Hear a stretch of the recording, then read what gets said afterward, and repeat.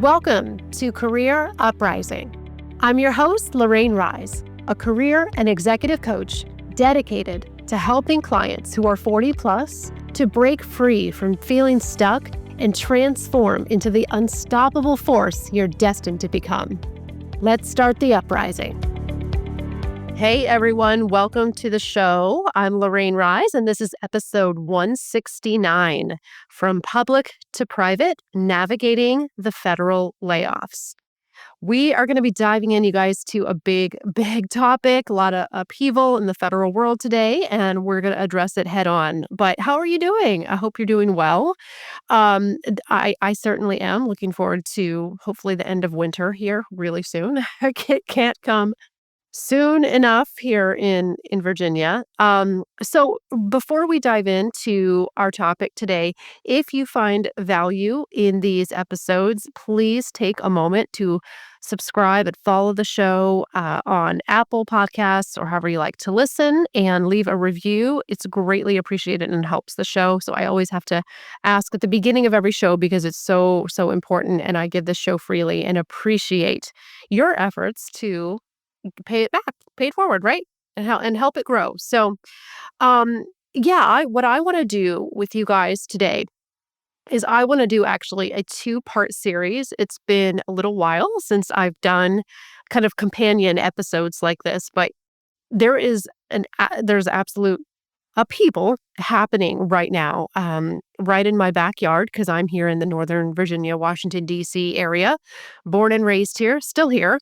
And so, I'm in a place where national news is local news, right? It's kind of one and the same. It's an interesting dynamic, and that's just what I've grown up with and what I'm used to. And there's a lot happening right now, with the buyout program and the current administration really thinning out the government, mass layoffs.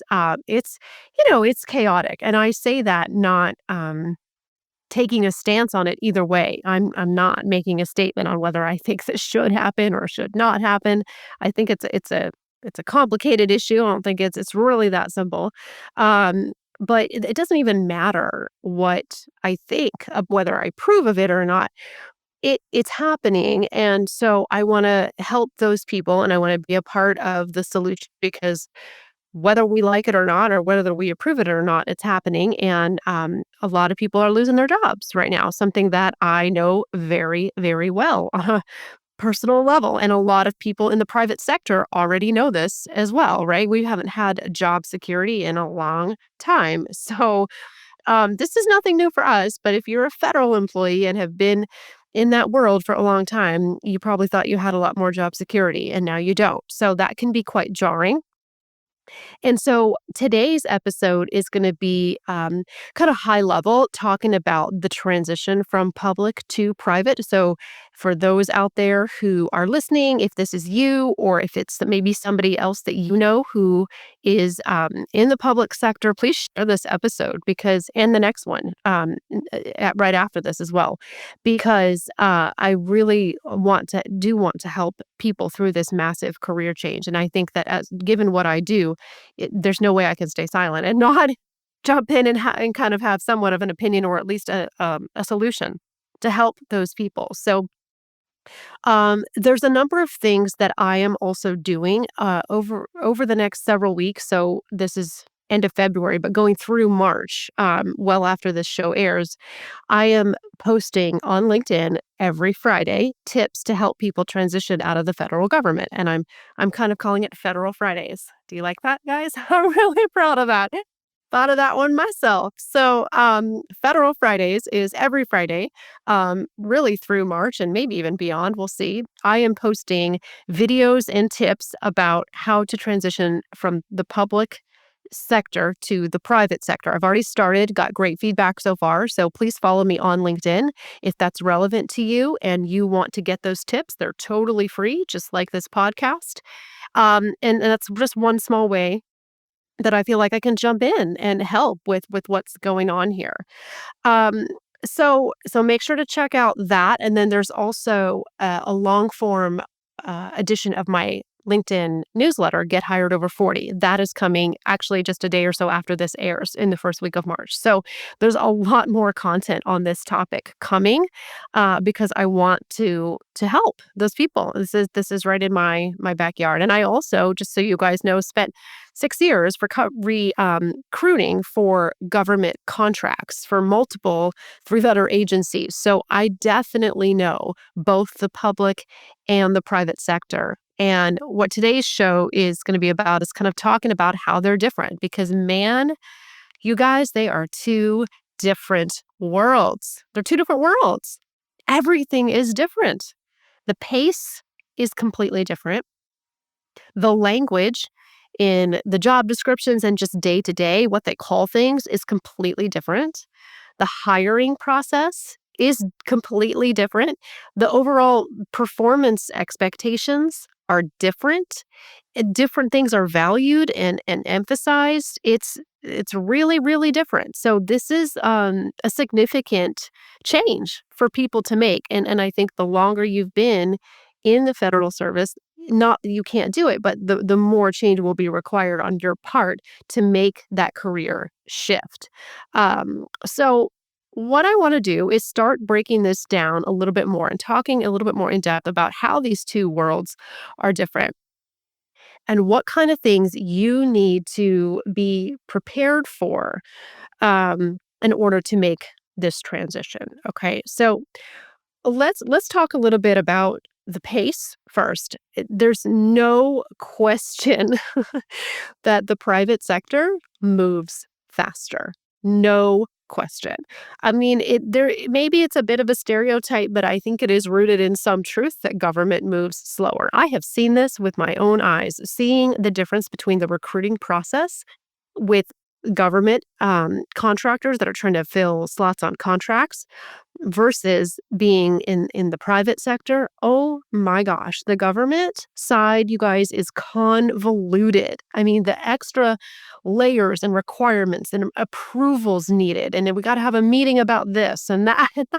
I'm not just trying to pass judgment on it, but it really is completely different. There's a whole lot more bureaucracy on the government side that slows the process down, whether it's hiring or just making any kind of decision. There's always these other layers of approvals and things like that that have to happen. And we got to follow this guideline and look at this manual and all that stuff. That is not the case in the private sector. Oh my goodness, things are expected to be so much faster. The hiring process is faster, decisions are made faster, deadlines come up faster. If for better or worse, I mean, whichever one you prefer, they really are just different.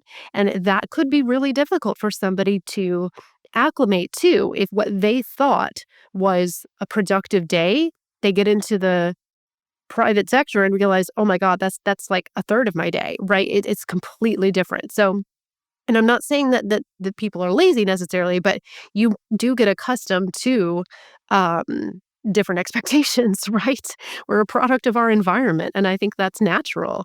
So, that's something that people need to be aware of. And people might think, oh yeah, I can move at a fast pace. Well, if you haven't actually been in it in a long time, it might be a little bit more than what you think. So, not making a judgment, just saying that is an honest consideration for people to have. There's also just a lot of, I don't know, biases, misconceptions, stereotypes, all those things. Government workers get a bad reputation, and I think we always have to be careful not to talk in broad strokes here, right? About large groups of people, because there's always going to be expectations. But it is true that the private sector is more innovative, fast paced, and competitive. That's just the nature of it. So that is rooted in some truth, not talking necessarily about the people specifically, but the environment they are in, again, is really, really important. So I think that's where some of those things come from, but it doesn't mean that people from the public sector can't be successful in the private sector. I mean, people make that transition all the time. So it absolutely can be done. But a mindset shift and different expectations is going to be absolutely necessary. Okay. And truthfully, I think that skills that might seem routine in federal service can actually be valuable in the private sector. There is value on both sides. There's no doubt about it. I mean, compliance language is one. A lot of private companies do have to have compliance and regulations with different organizations, and being in the government, maybe you have a lot of knowledge about that, right? If you worked for the FDA or the EPA, maybe you have in-depth knowledge about the regulations that those agencies require, and that could be valuable for a private sector company. So it's really about honing in on where the private sector would value your knowledge and experience. Where do you fit in? Because there is a place, but we are going to have to do some research and know both worlds really, really well in order to find your place in it. All right. Um, and one other thing too that I think that often gets overlooked that could be a positive is the mission driven nature of federal work. For example, I think that could be really, really attractive to nonprofits and other pretty maybe mission driven, socially conscious companies that are corporate out there. A lot of companies now are developing corporate social responsibility programs and kind of getting involved more in social and environmental issues, things like that. So federal experience, if it's an agency that aligns with that, could be really attractive. So again, doing a lot of research and leveraging the background and then legacy knowledge that you have, and then asking, okay, where does that fit into the private sector? And I am a big, big fan, you guys, of using AI right now to do research. So let me give you an example. If you are right now a federal employee who's going, I don't know where I fit in the private sector, what does this translate to? Your first step is you could do ChatGPT, that's fine. I love Perplexity for research. That's my favorite one. And ask it. Give it a little snapshot of your background, your knowledge, the agencies you've worked for, some of your skills, and then ask it what would be some great positions that I would be competitive for, or that I should target in the private sector that would use these knowledge and these skills. Use that as your starting point, because we don't know what we don't know. So we have to kind of ask the right questions. And it's amazing right now what AI can do for career path research, company research. So put a prompt in there with your background and your agency experience, your knowledge and skills, just a paragraph or so, and ask it to point you in the right direction of private sector jobs. Now, from there, your work is not done. You got to dig even deeper and start doing even more research. And we're going to get into that in the second episode. We're going to get a lot more tactical in part two of this series, talking about like your resume and your LinkedIn and interviewing, but keeping it at a high level. I would start with that as a place to kind of do research. And then, of course, making connections outside of government and doing a lot of informational interviews, and make sure that you are leveraging the connections that you currently have in the private sector, and then also expanding.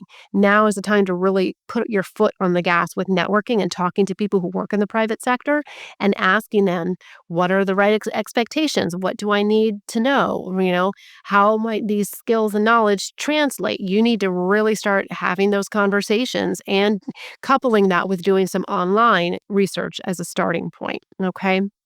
But use ChatGPT or Perplexity. They're amazing for helping you with career path exploration. And I think I like Perplexity partly because it's so up to date, more so than ChatGPT. There's really, really current information on there. Very, very helpful. So use that prompt, play with it. Hopefully that helps. But all right, let's take a quick break. There's more when we come back. We're going to talk a little bit more about some more industries that love federal employees and other ways that you can continue networking and beginning to take the steps into making this transition. All right, stay tuned. We will be right back.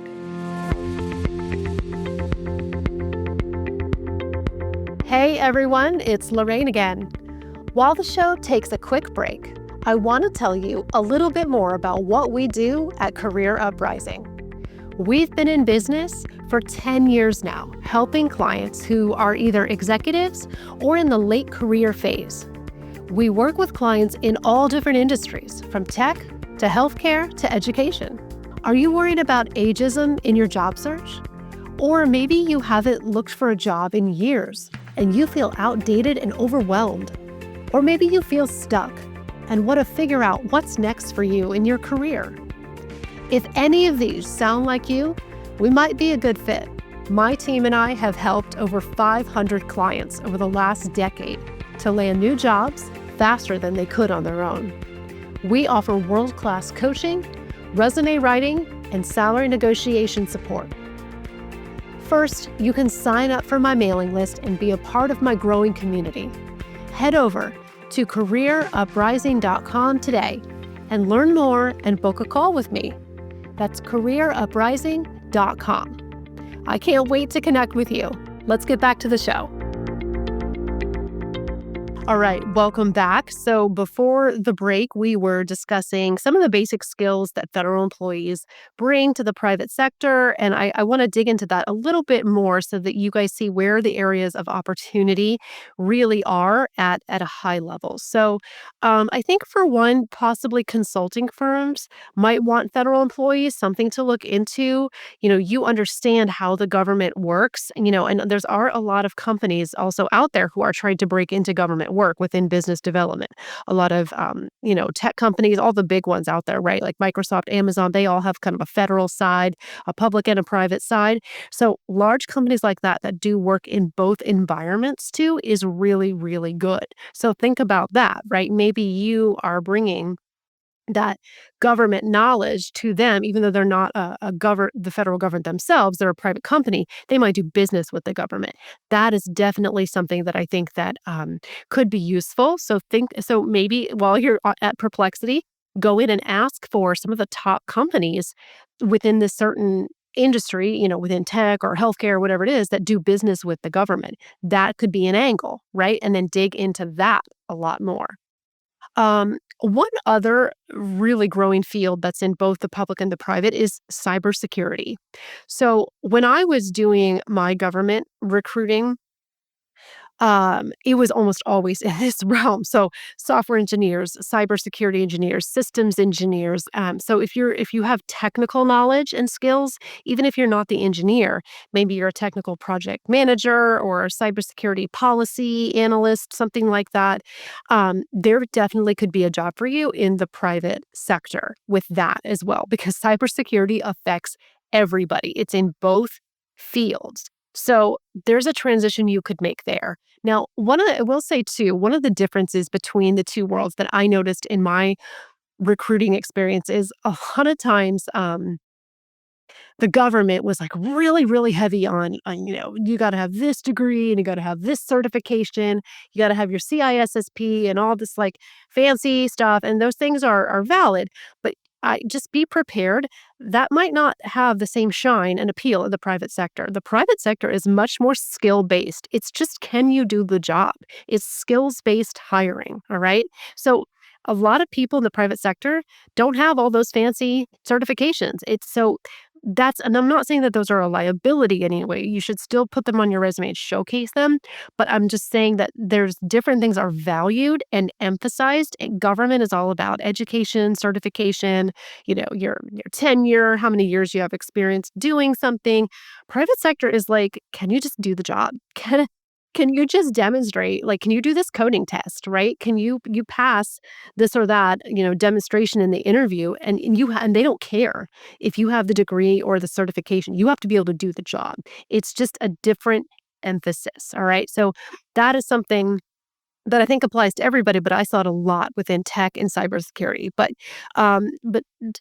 IT, technical cyber skills don't go out of style. They're relevant to both industries, so definitely there's an angle there that you can leverage as well. And I think one of the biggest things too, which I've kind of alluded to already, is you're going to have to learn to speak a new language. And what I mean is there is government speak, like that is a real thing. It's got their own alphabet soup and terminology, and it always kind of drove me nuts. But there's a private sector equivalent for things, and it's usually called something different, right? So we're going to dig into that really specifically in the second part of this, where we actually talk about the resume, the interview, and the salary. And I'm going to actually give you a lot of examples of this is actually called this, and this is actually called this. But just be mindful that you're gonna have to do some research and talk to some people and kind of figure out, like, what stuff is actually called in the private sector, because it's gonna sound really different, and there's no GS level, like, it's not about steps and grades and your salary, it's about profitability, it's about competitiveness, it's about innovation, it's about market share, it's about making the stakeholders happy and things like that. It is not about tenure, loyalty, pay grades, any of that. So different things are valued.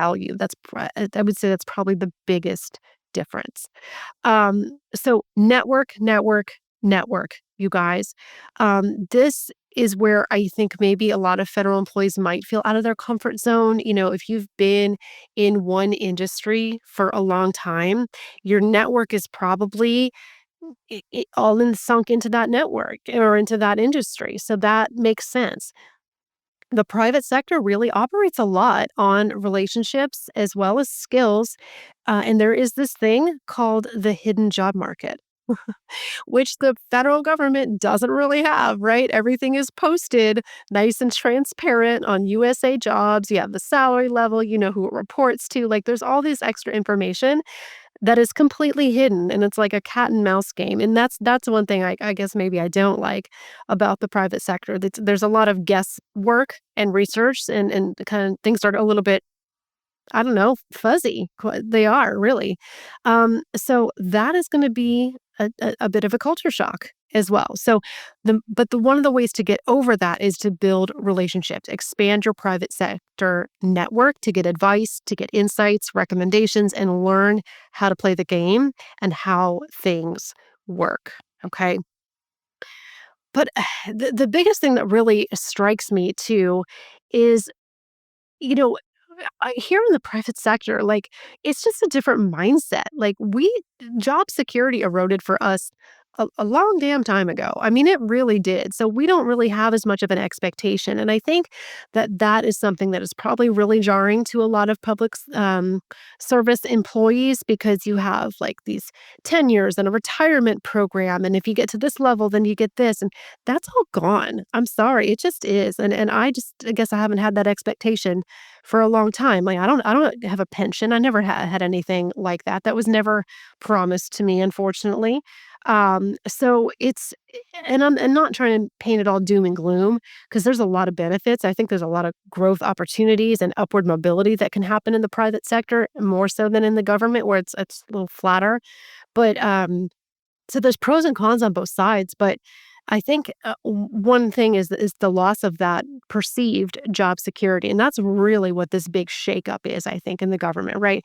We all think, oh, government jobs are so steady, they're so secure, you stay in it for a long time, and I think we're getting a rude awakening that might be over, right? That kind of that heyday, that honeymoon, might be gone, and there's pain now that's difficult, but if we can handle it in the private sector, so can you guys, all right? You guys will be okay.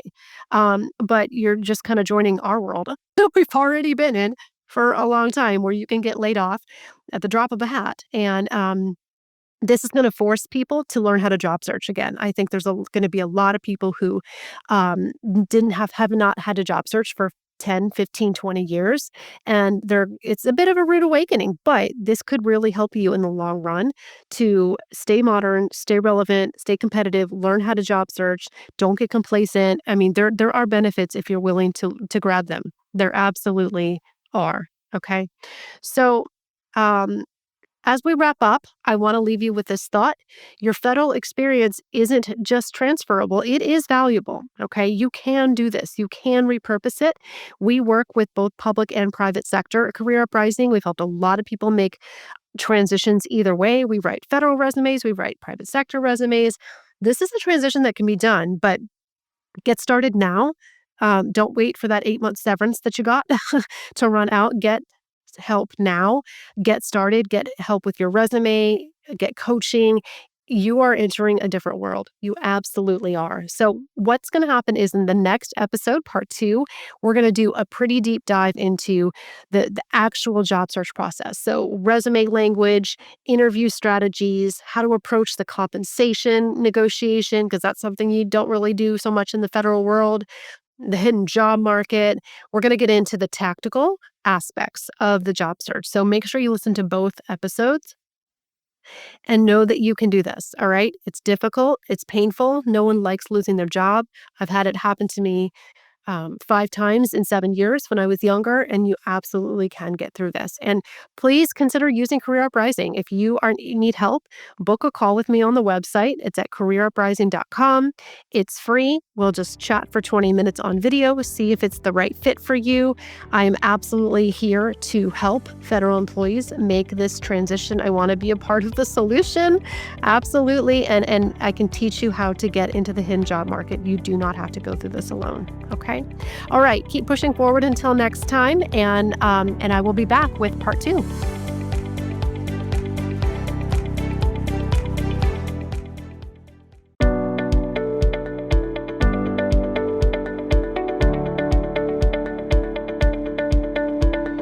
Hey, it's Lorraine, and I want to say thanks for listening. If you found value in today's show, I would be honored to have your review on Apple Podcasts.